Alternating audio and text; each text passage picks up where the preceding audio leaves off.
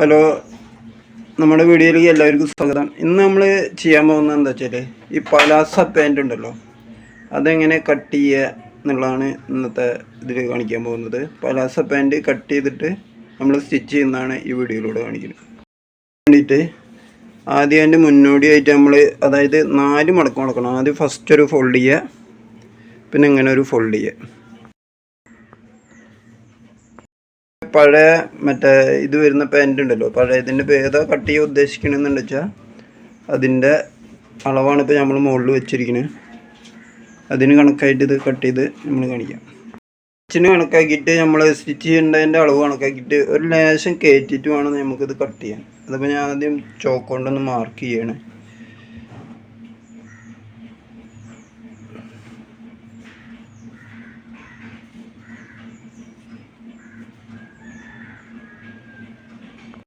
നമ്മൾ സ്റ്റിച്ചിന് കണക്കായിട്ട് ഒരു ലേശം ഇപ്പോൾ അടിയിൽ നമ്മൾ കൂടുതലായിട്ട് ലേശം മടക്കി വയ്ക്കുമല്ലോ, അതിനാണ് അടിയിൽ കുറച്ചും കൂടി കൂടുതലായിട്ട് നമ്മൾ മാർക്ക് ചെയ്തിരിക്കുന്നത്.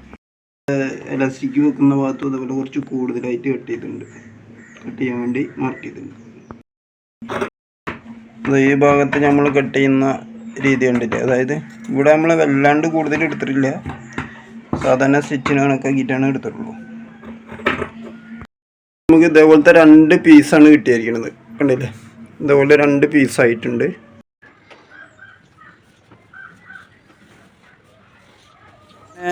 അപ്പോൾ ഇങ്ങനെ 2 പീസാണ് നമുക്ക് കിട്ടിയിരിക്കുന്നത്. ഇത് നമുക്ക് സ്റ്റിച്ച് ചെയ്യുന്ന വീഡിയോ കൂടി ഇപ്പോൾ ഇതിൻ്റെ കൂടെ ചെയ്യുകയാണെങ്കിൽ വീഡിയോ ഒരുപാട് ലെങ്ത് ആവും.